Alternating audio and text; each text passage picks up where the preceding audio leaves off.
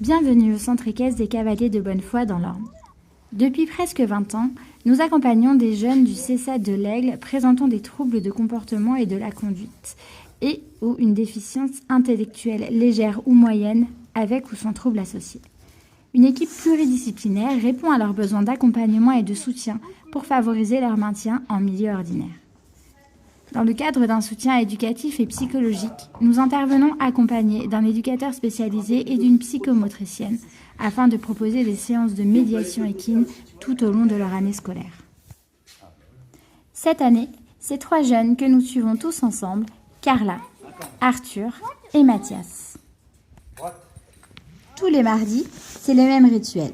En effet, pour assurer leur autonomie, le déroulé des séances est toujours le même. Nous nous adaptons aux humeurs des enfants en leur proposant de changer de monture, s'ils le souhaitent, ou alors de travailler à pied.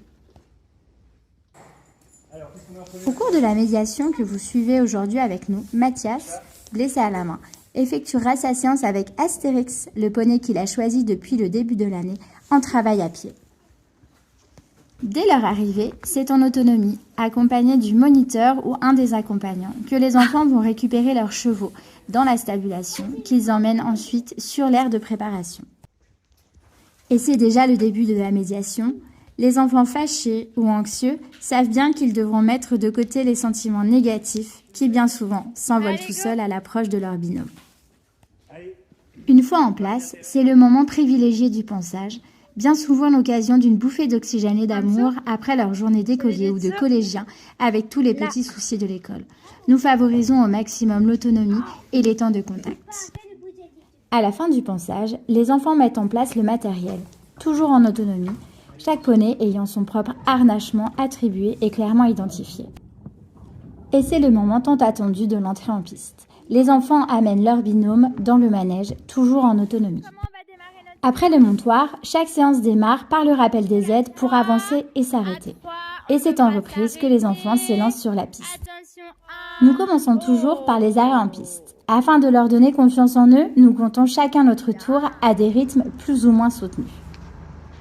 Quand tout le monde a compté, nous nous déplaçons sur un parcours ludique, au pas ou au trot, toujours en fonction de leurs envies. L'objectif de nos séances est de leur donner confiance en eux, de leur montrer qu'ils sont capables, qu'ils peuvent et que l'échec est toujours surmontable. Accompagnés de leur binôme, ils doivent agir, réagir et s'adapter aux différentes situations et ils le font très bien.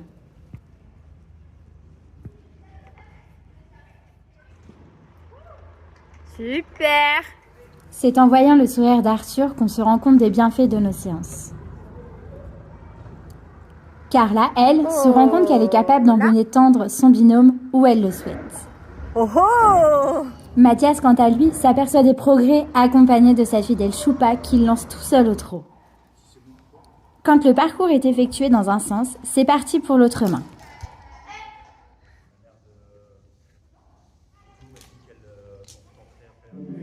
En fin de séance, notre petit rituel à cheval, le retour au temps calme.